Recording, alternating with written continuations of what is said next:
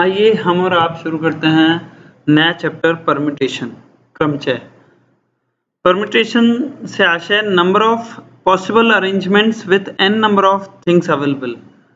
कुछ n वस्तुओं के उपलब्ध होने पर उन्हें कितने विभिन्न तरीकों से व्यवस्थित किया जा सकता है, वह परम्यूटेशन कहलाता है। हिंदी में इसकी परिभाषा उपलब्ध n वस्तुओं को विभिन्न क्रम में व्यवस्थित करने की संख्या को क्रमचय कहते हैं। तो अगर यहाँ पर जैसे कि 3 वस्तुएं हैं या 4 वस्तुएं हैं, उन्हें आप कितने तरीकों से व्यवस्थित कर सकते हैं, ए बी सी डी या A B C A C B B A C B C A. इसे हम एक स्लाइड से जरूर समझना चाहेंगे। यहाँ पर आप देख रहे हैं कि 3 लेटर्स हैं A B C. Number of possible arrangement with A B C. A B C को आप कितने तरीकों से और व्यवस्थित कर सकते हैं, A B C A C B A C B C A और सी बी ए। क्लियर है। तो ए बी सी को आप 3 लेटर्स को कितने भी तरीकों से व्यवस्थित करिए, वो केवल 6 लिमिटेड तरीकों से व्यवस्थित हो सकते हैं।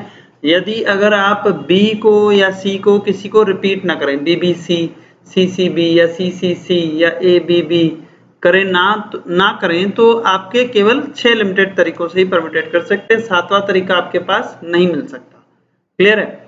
और ये एक्स वाई है तो 2 वाई एक्स और एक्स वाई बस, और जेड है तो केवल वो एक अकेला होकर ही रह सकता है। ये फोटो खिंचवाने के तरीके को आप क्रमचय से जोड़ सकते हैं।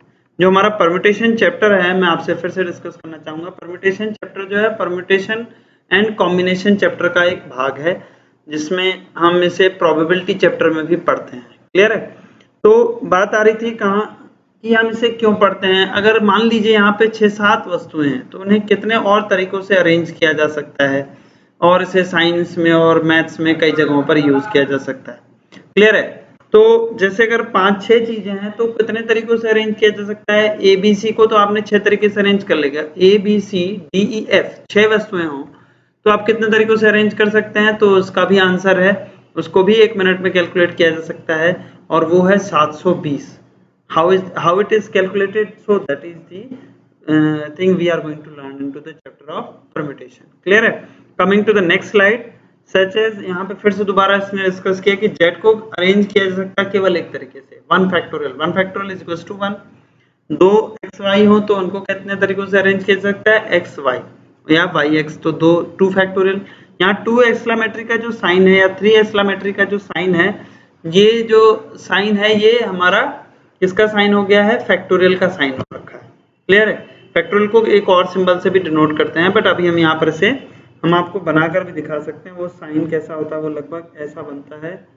पेंसिल लेना पड़ेगा, हाँ पेंसिल के थ्रू हम इसे बता सकते हैं। उसे हम ऐसे लिखने के बाद 3 के बगल से हम ऐसी लाइन खींच देते हैं तो फैक्टोरियल का सिंबल होता है, वरना ये तो जो हमारे पास बना है ये भी फैक्टोरियल का सिंबल है। क्लियर है। तो 3 फैक्टोरियल को कैसे कैलकुलेट जाता है, 3 to 1। तो एबीसी जो है वो 3 फैक्टोरियल के, तो 6 चीजें जो होंगी वो 6 फैक्टोरियल के तरीकों से व्यवस्थित की जा सकती होंगी, जो कि जिसका आंसर हमारे पास है 720। क्लियर। 7 चीजें होंगी तो 5040 तरीकों से व्यवस्थित किए जा सकती है।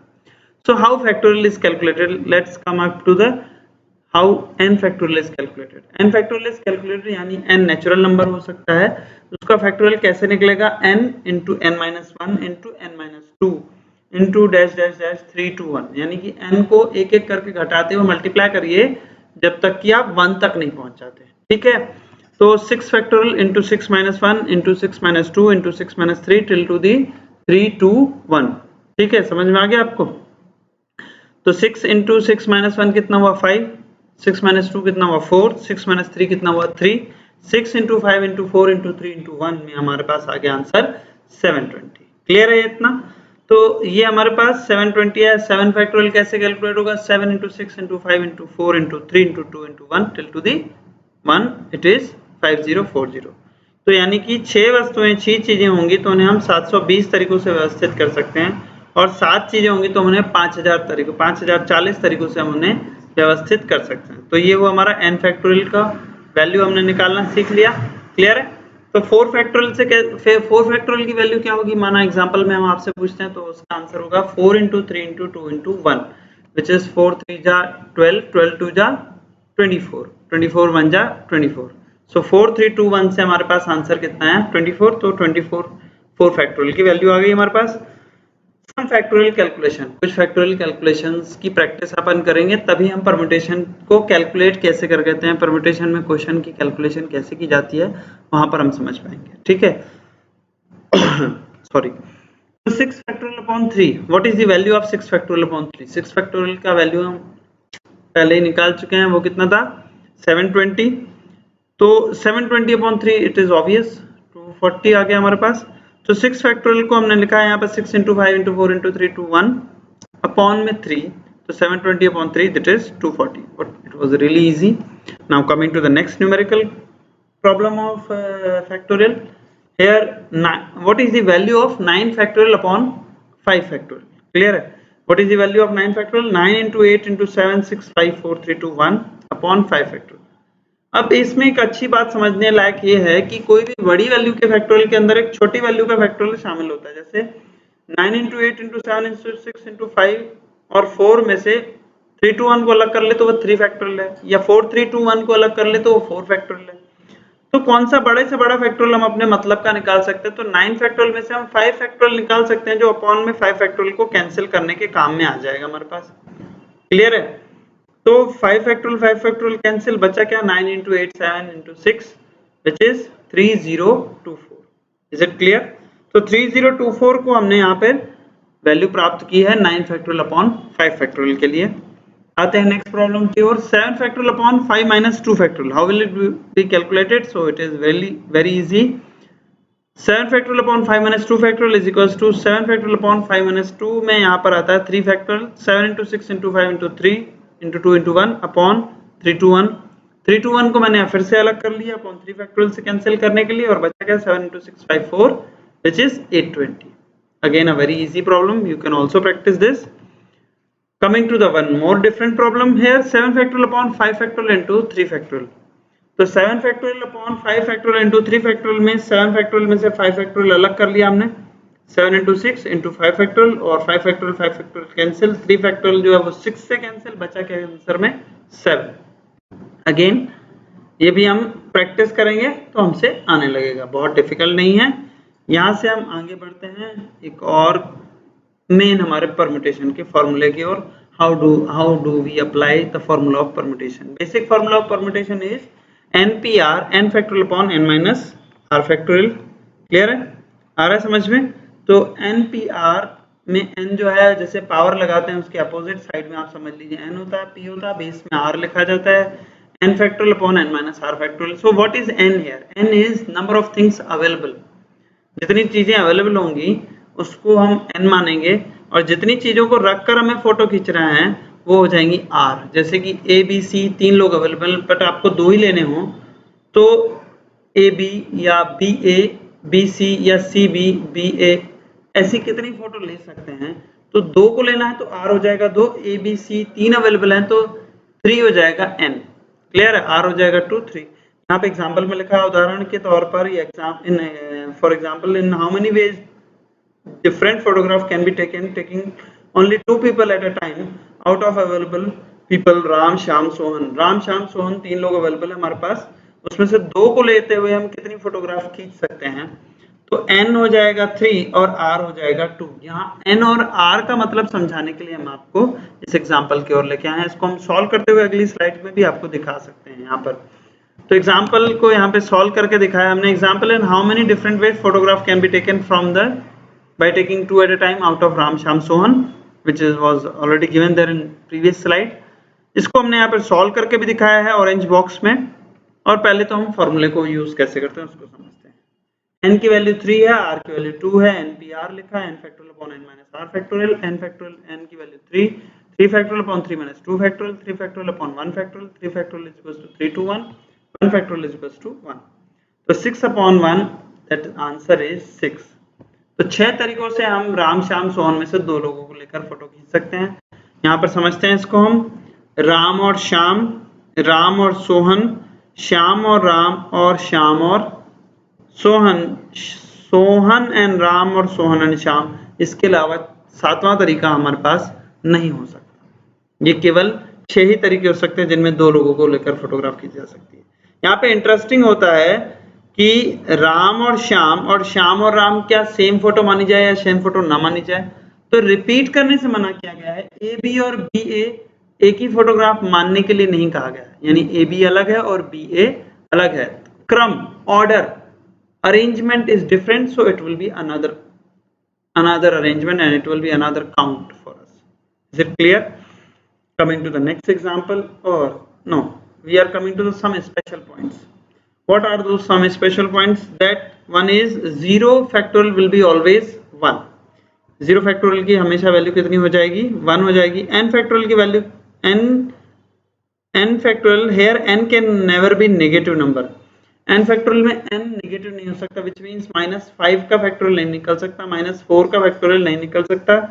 n can not be decimal number, which means 2.5 का फैक्टोरियल नहीं निकल सकता। n here can only be a natural number, यानी 4 का फैक्टोरियल हो सकता है, 12 का फैक्टोरियल हो सकता है, 5 का फैक्टोरियल हो सकता है, लेकिन 2.5 का फैक्टोरियल नहीं हो सकता और -13 का भी फैक्टोरियल नहीं हो सकता।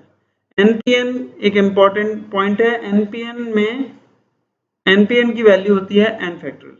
NPN की वैल्यू कितनी होती है? n factorial, which is n factorial upon n minus n factorial, n factorial upon 0 factorial, और 0 फैक्टोरियल की वैल्यू हमने पहले ही बता दी आपको कि 1 होती है। n factorial upon 1 is equals to n factorial. Clear है? आते हैं नेक्स्ट स्लाइड की ओर। In how many ways letters of word orange, letters यानी कि O, R, A, ये 3 NGE 6 लेटर हो गए हमारे पास ऑरेंज शब्द में, कैन बी परम्यूटेड और कैन बी अरेंज्ड। क्लियर है? तो ORANGE में से 6 को लेना है और 6 को दोबारा अरेंज करना है। कितने तरीकों से अरेंज किया जा सकता है? तो it answer is 6, n is 6, r is 6, not answer is, sorry answer 6 नहीं है, n की वैल्यू 6 है, r की वैल्यू भी 6 है। NPR को हम कैलकुलेट कर रहे हैं, 6 factorial upon 6 minus 6 factorial, 6 factorial upon 1, so answer is 720। यानी कि ऑरेंज शब्द के लेटर्स को, ऑरेंज के अक्षरों को 720 तरीकों से हम व्यवस्थित किया जा सकता है। क्लियर है? समझ में आ रहा है आपको सभी को? तो letters of orange can be rearranged into the 720 veg.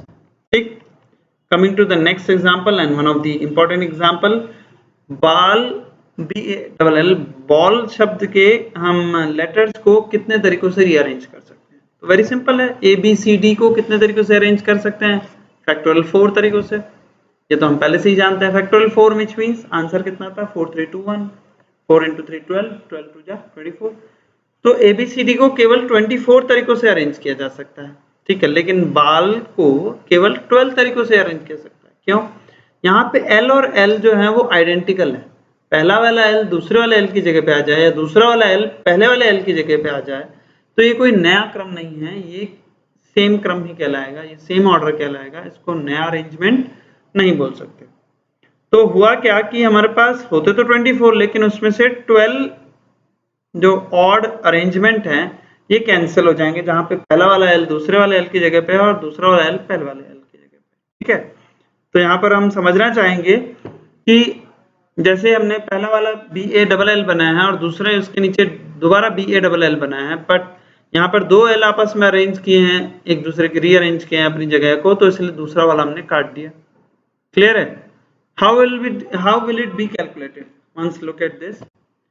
तो नंबर ऑफ, हाँ, तो n की वैल्यू कितनी है यहाँ पे बॉल में? 4 है। r की वैल्यू भी कितनी है? 4 है। और सिमिलर लेटर 2 है, तो NPR लगेगा या NPN लगेगा into 1 upon m factorial. NPN में क्यों कह रहा हूँ? क्योंकि r की वैल्यू n के बराबर है। NPN की वैल्यू हमें भी मालूम है n फैक्टोरियल होती है, तो 4 फैक्टोरियल हो गया यहाँ पे, यानी कि 4 factorial upon 4 minus 4 factorial, 4 factorial upon 1 factorial which is 4 factorial again into 1 upon 2 factorial लगेगा फॉर सिमिलर लेटर्स। क्लियर है? तो 1 अपॉन 2 फैक्टोरियल लग गया, तो 24 इनटू 1 अपॉन 2 दैट इज 12। तो अब यहाँ पर देखते हैं LABL जो है, ये वाला LABL दोबारा कहीं मिलता है? तो यहाँ पे जो 9 लिखा मैंने वैसा ही एक सिमेट्रिक 9 इस तरफ भी लिखा है LABL। ये LABL और ये LABL सेम है, केवल यहाँ पर जो ये LABL में जो कॉमा वाला लास्ट में है वो इधर आ गया है और ये वाला कॉमा वाला पहले आ गया और डॉट वाला बाद में चला गया। कॉमा और डॉट के लिए मैं दोनों में लगे हैं आइडेंटिटी के लिए, बट वो बहुत छोटे बने हुए हैं, वो दिख नहीं पाएंगे कहीं शायद। 6, तो सिमिलर लेटर का फैक्टोरियल उसमें डिवाइड हो जाता है या 1 upon similar number of letters का फैक्टोरियल मल्टीप्लाई हो जाता है। ठीक, इसे हम दूसरे एग्जांपल से समझते हैं। यहाँ पर लिखा हुआ है अरेंजमेंट। अरेंजमेंट वर्ड को in how many ways letters of word arrangement can be permuted, can be arranged. Clear है?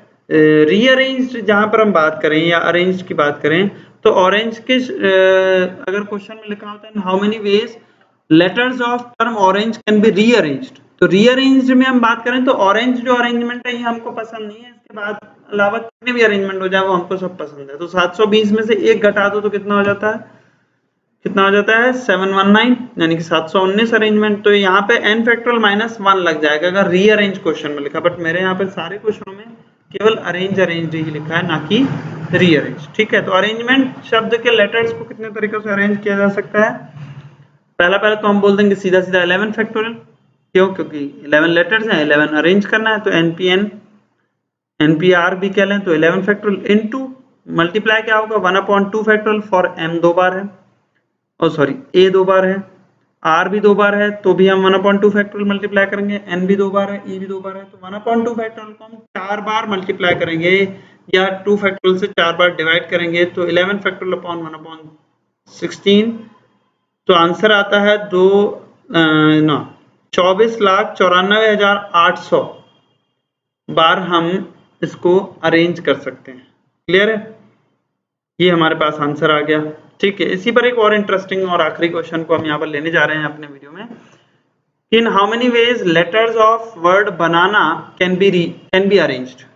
तो बनाना टर्म में कितने लेटर्स हैं, 6, आर भी 6 हो गए, एन भी 6 हो गए, तो n फैक्टोरियल या npn कहें तो 6 फैक्टोरियल हो गया आंसर, बट इनटू हो जाएगा रिपीटेटिव लेटर्स के लिए 1 अपॉन रिपीटेटिव लेटर्स, तो m हो गया 3 तो 1/3 फैक्टोरियल और 2 फैक्टोरियल भी डिवाइड होगा, n हो गया 2 बार, तो a 3 बार है और n 2 बार है, तो 1/3 फैक्टोरियल भी मल्टीप्लाई होगा और 1/2 फैक्टोरियल भी डिवाइड हो जाएगा। क्लियर है? मल्टीप्लाई हो जाएगा, तो 6 फैक्टोरियल अपॉन इंटू 1/6 इंटू 1/2, तो आंसर आ जाएगा 720 इंटू 1/6 इंटू 1/2, तो आ जाएगा हमारे पास 60। क्लियर है?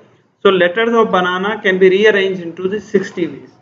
इसी में और भी कई सारे इंटरेस्टिंग क्वेश्चंस और इंटरेस्टिंग प्रॉब्लम्स बन सकती है परम्यूटेशन में, जिनको हम अभी नहीं ले पा रहे हैं, वो नेक्स्ट वीडियो में हम कवर करेंगे। और हमारे साथ बने रहिए। आज के लिए इतना ही। Thank you very much. Bye bye.